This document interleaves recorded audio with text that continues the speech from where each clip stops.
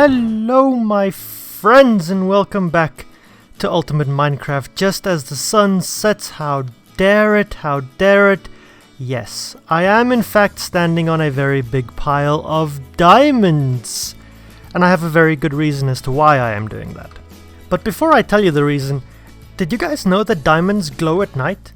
I mean, that's definitely glowing, right? I'm not going insane, right? No, I'm just messing with you guys. I have some shroom lights here in the back. The back is actually fake, although, I say it's fake, but this thing is actually solid. It's not hollow at all the way through. Solid deep slate diamond ore. So why do I have a stack of diamonds? Well, I need to sleep before I tell you that. There we go. And by stack, obviously I mean a pile of deep slate diamonds. Well, this pile is just here for cosmetics. I had to take some snapshots for thumbnails, potentially this video's thumbnail as well. I don't know whether or not I'm using this for this video's thumbnail, but I definitely did use it in the thumbnail of another video. A video that actually went out on YouTube today, the day of this recording, not the day that this video goes out on YouTube. Time is a very, very complicated concept. Anyway, the video that did go out, go ahead and give it a look.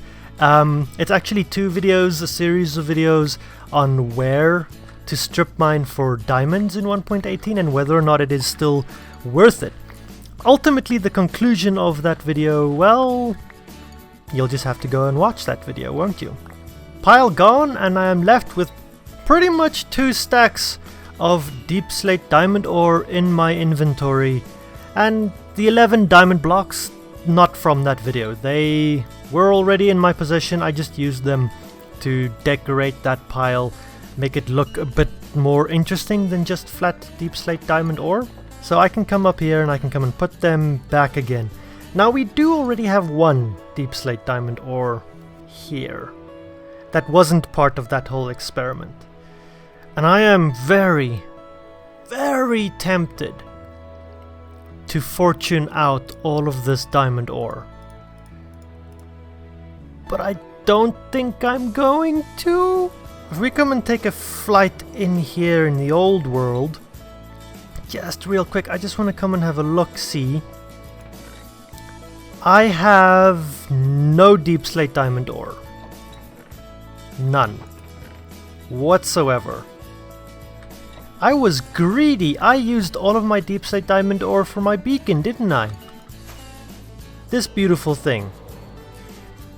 I was so hoping that I had like a stack of deep slate diamond ore here, because that meant I could just go ahead and fortune the New World diamonds and not worry about it, but no.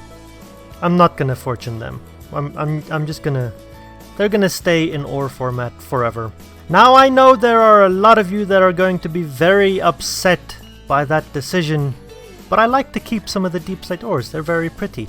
And yes, I am running through a very big tunnel in the Nether, from the old world portal all the way to the new world portal, because that is one of the things that we got up to in the last episode. We linked up the old and the new via the Nether. There is something that I have been meaning to ask you all for a couple of episodes now, but I keep forgetting about it.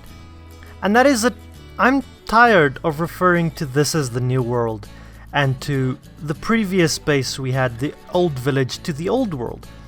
My friends, I would very much appreciate it if you guys would give me a couple of name suggestions down in the comments.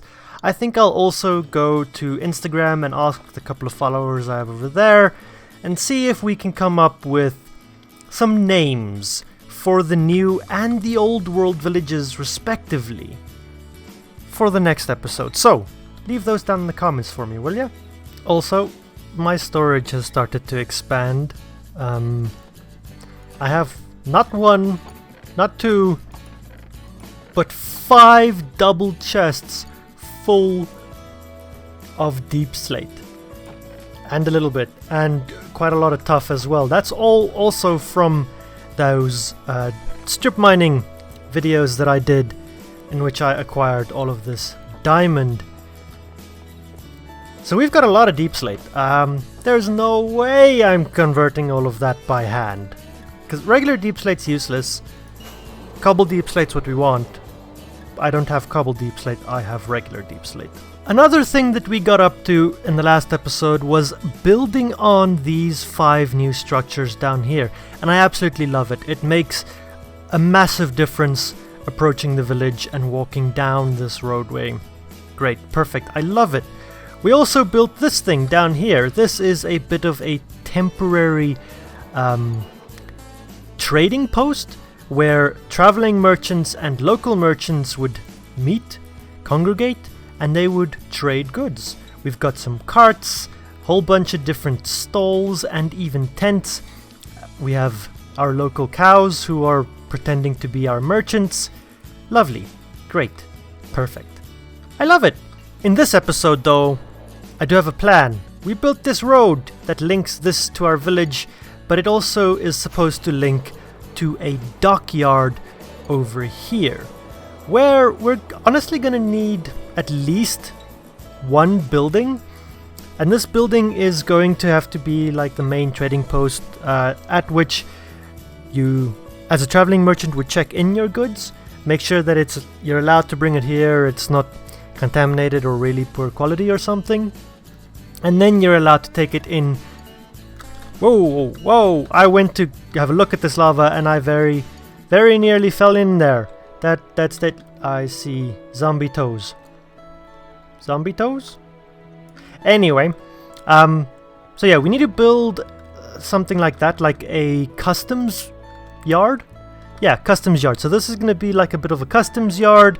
We need to build a dock of some sort, a dockyard with some piers down to actual, well, a dock yard down to actual piers.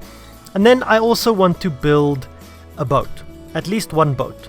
And I'm thinking that is all things that I want to get done in this episode. So I'm going to stop wasting some time with this really long drawn out introduction, and I'm going to go ahead and gather up some more resources for today's projects. Now that we've linked back to the end, I'm definitely going to have to go and do an end raiding trip pretty soon, because these are all of the empty shulker boxes I own. I don't have a single one more, not in the old world, not in the new world. All of the others are full of blocks. I'm using them to condense storage. That's insane.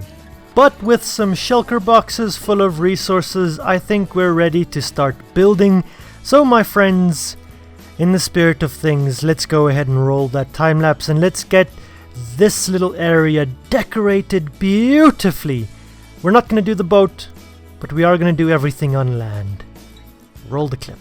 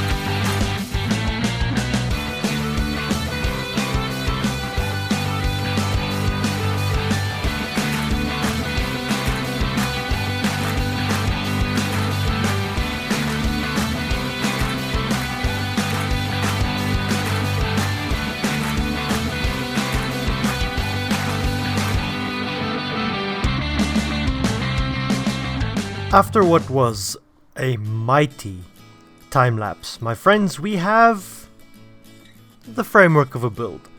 It is a building, it is a structure.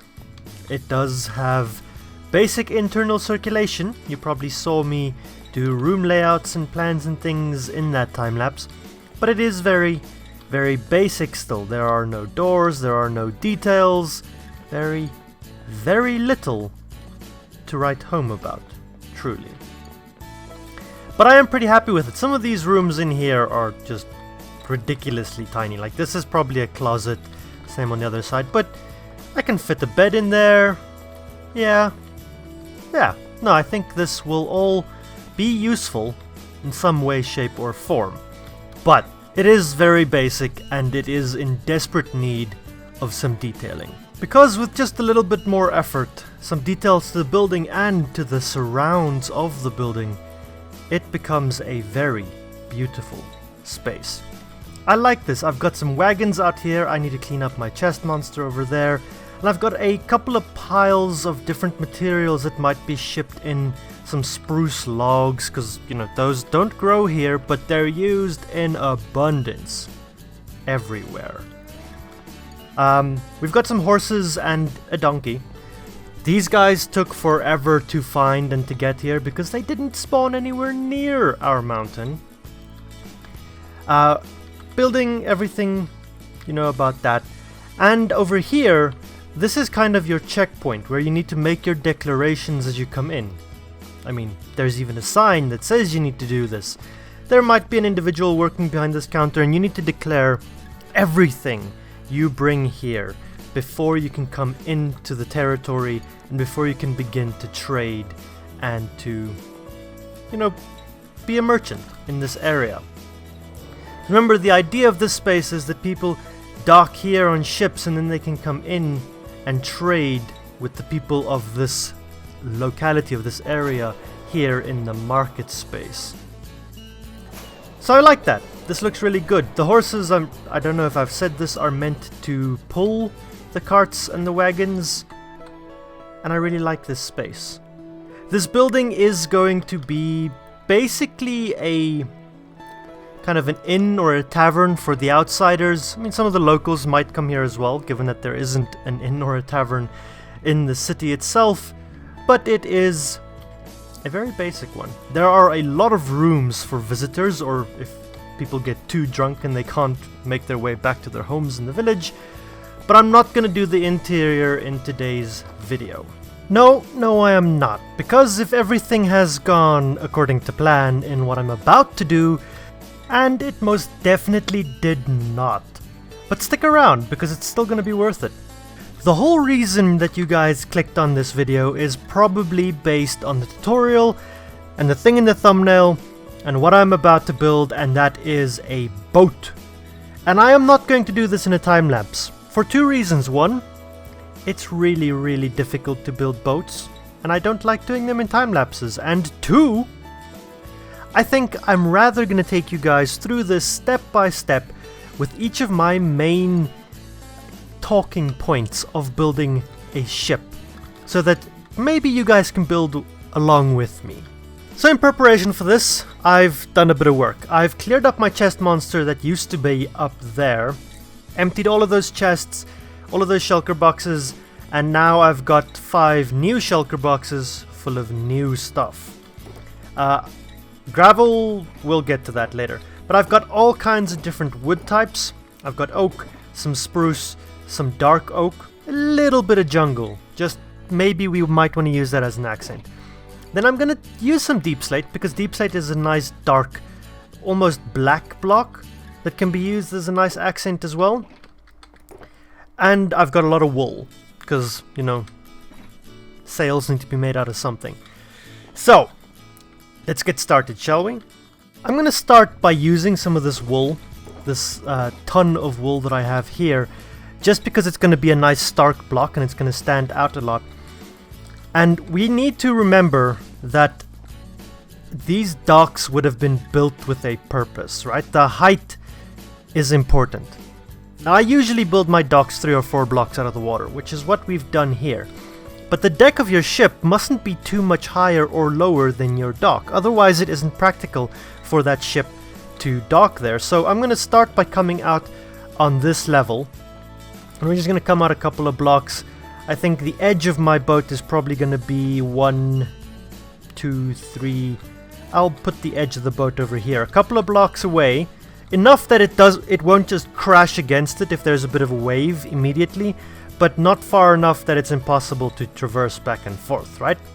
From there then, it's probably a pretty good idea to determine more or less where the center of your ship is going to be. How wide do you want that ship of yours to be? Now, my ship, I think I'm going to limit it in size by the size of my docks, right? I think I want to be able to squeeze 2 ships in here, potentially. Maybe. We'll see how this ship evolves. Might not. Or I might just pull this pier out eventually. So I'm gonna start, and we're gonna just make the put a marker in to be about halfway between these 2 piers. It is also, in my case, very important to make sure that this remains an odd number. So we've got 1, 2, 3, 4, 5, 6, 7, 8, 9. 9 is probably pretty good. I might be able to squeeze it to 11. Let's see. 11 might be a bit much. Let's do 11. Whatever. We'll stick with 11 and we'll make it work. I like the feel of 11, but it's probably not going to leave quite enough space here for a second ship. But that's fine. I'll move the pier rather than compromise too much on the size of my boat. When determining the height of my ship, of the body of my ship, I like to count in man proportions. Me, right? Me. I'm a man. I have proportions. And the character in Minecraft is 2 blocks tall. I like to give it a 3rd block so that there's a bit of headroom and you can move comfortably, right? So that's going to be a deck level. So we go down 1, 2, 3. Then we're going to have another deck level. But this can be a slab, right? So we can have a half, 1, 2, 3. So potentially 2.5, or do we go 1 deeper? It'll probably be fine 1 deeper, but I think I'm gonna take it out and we're not gonna do 1 deeper.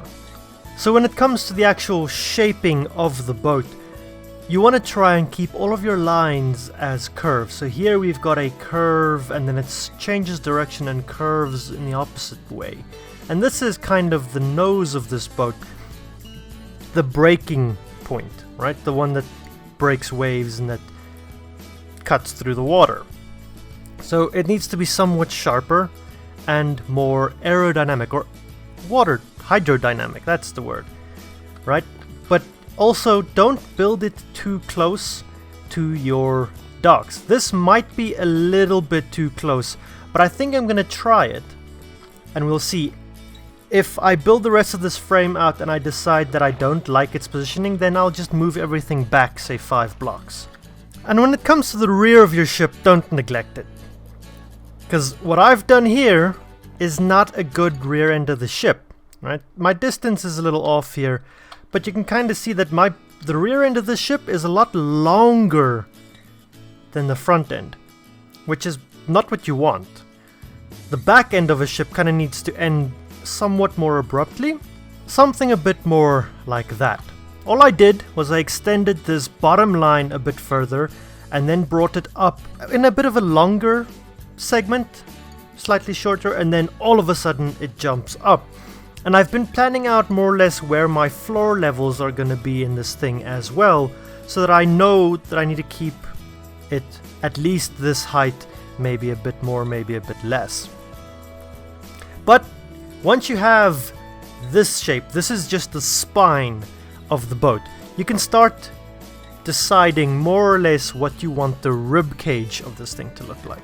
During this step, it is very important, more so than in any other step prior, to really take a couple of steps back and look at the boat. Because here you are starting to make decisions, you're starting to flesh out the shape of your boat. Whoops, let's make a landing. So all I've done is I have drawn out on plan, on a horizontal surface, the basic shape of this boat from the top down.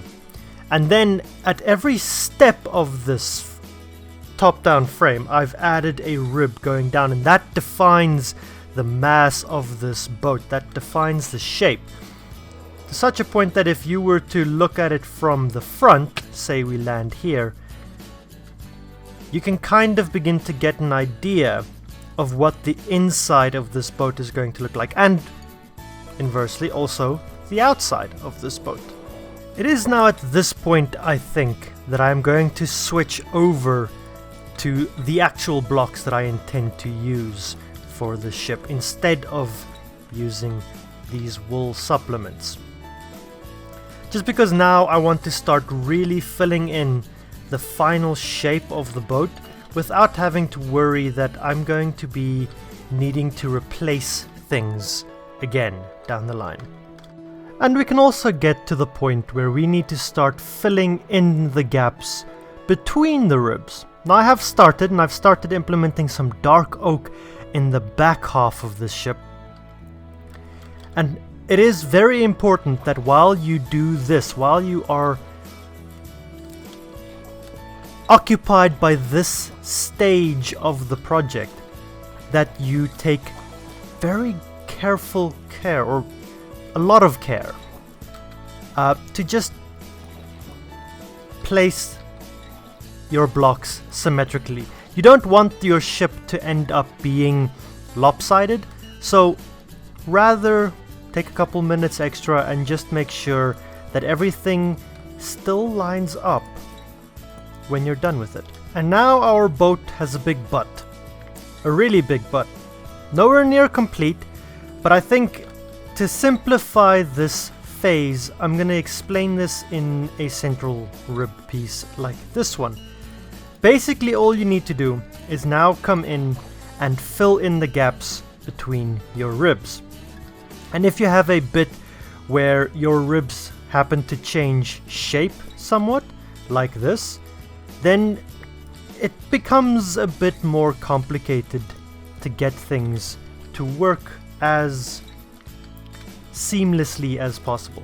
This is Minecraft. Everything's built out of blocks, so you're trying to make smooth organic shapes basically out of cubes, right? I mean, that's what we do in Minecraft. I've run out of slabs. But essentially, before I drowned, the idea is to take the shape of this section, pull it forward, and merge it in to the front part. Something like that. And then you can come back and in this part add a couple more pieces. Maybe alternate a bit and add some slabs to make that curve look as natural and as smooth as possible. And while you do all of this, remember it's never a bad thing to veer off from your original, in my case, wool blueprint. Because here you can see I've just replaced the top line, but here at the bottom I've got some planks that I've made wider. That's okay. They just form a new line. And it gives your ship an interesting shape and dynamic. And by the end of it, you're left with the basic shape of a boat. At this point, you have successfully passed the most difficult part of building a ship in Minecraft. Once you have a general shape like that you are pretty happy and satisfied with, my friends, it becomes easy. Now you decorate, and the easiest way to decorate is just to keep on layering, to take trapdoors and fences, to add windows and just plaster this thing in makeup and make the prettiest elephant in a pink tutu you have ever seen. In my case, I think before I go too much further with the decoration, I'd like to get my floors in place and begin to figure out the circulation, the general, circulation of our boat. So for that, I think I need to get rid of the water first, and it is there that all of this gravel comes in.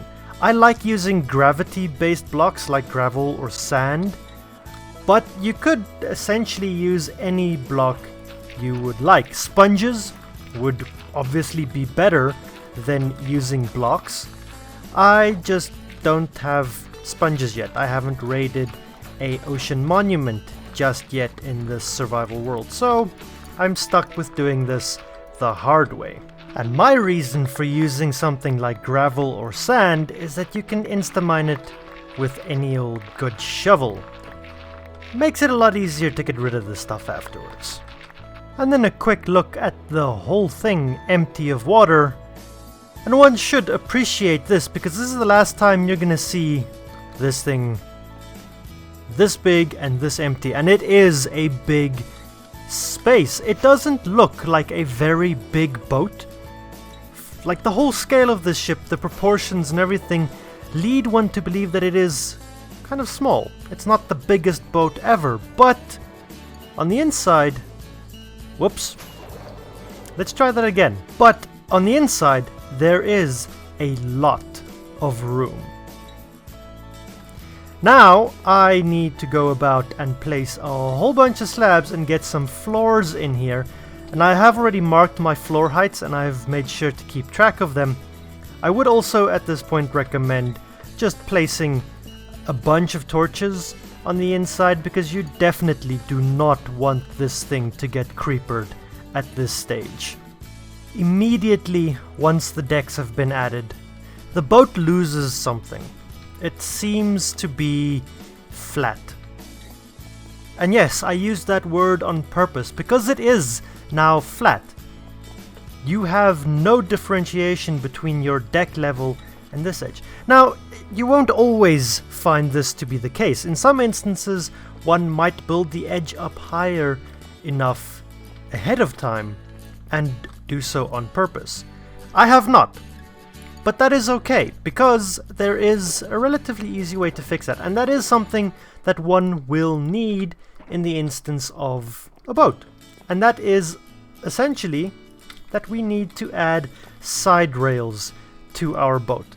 And these side rails can be very simple. We can add a bunch of stairs, just like these, and probably turn them back in so that our side rail continues. But then at a certain point, we can probably switch on over and start implementing some slabs, because it doesn't need to be a full height guardrail all the way around. Alternatively, we could also bring them forward to about here, and then maybe we could transition back into using stairs and create some interesting depth and variation in our guardrails. Something like that, which I think I'm quite fond of actually. Let's have a quick fly around and see how that looks for us. Yeah, see, that also adds another step in at the top of this boat, particularly here where we have the stairs. Now we could just continue this and wrap it around all the way and continue that same pattern of alternating between using stairs and slabs and gradually stepping this thing upward. When we get here, it changes a little bit, our dynamic. I fell off, but that's okay. We'll get there in a little bit. Let me just add in the other side real quick, because we do need to remember that symmetry is very important when building a boat like this. So I need to do this bit before I forget how. Not that I will necessarily, but you know what I mean. When we get here to the top, I kind of want to continue a curve. And stairs work pretty good to do that. And then we have this block, which could possibly be replaced by a slab, but that's not going to work very well given that we have this edge right here. So let's just put a full block back, grab our slabs again, and then I think we're just going to continue that same kind of pattern that we had going on down at the bottom. Now here I've already kind of attempted to predict what I was going to do here, but I'm not very happy with how this ended up. So instead, I think I'm going to go ahead and replace it, and we're going to continue on with this sort of scheme that we've started now. And turn. Yeah, that already looks much better. It also evens out this immediate curve, this curve, quite a bit. I like it. I'm a very big fan. Next, I think it's time to add at the very least the beginning of a very important part of any ship. If you're building a medieval-esque or an 18th century ship, a sail ship, and that is the masts. We need to decide where we're going to put them and what material they're going to be made of. I think since we've used the dark oak planks, I'm going to go ahead and use spruce logs, because spruce logs unstripped match really well with dark oak planks. So I think that'll draw this dark oaky, dark wood look forward in our boat. Now we will need to decide at this point how many masts and how many sails. Given that this isn't necessarily a very long ship, I think I'm just going to add 2 vertical masts, the main of which probably needs to be around here at the center, and then we go up a bit, and then the other one, yeah, let's add it here, and then we can fly off and see how we like those proportions. Not bad. I think this one needs to come back like 2 blocks. It's a little bit too far forward.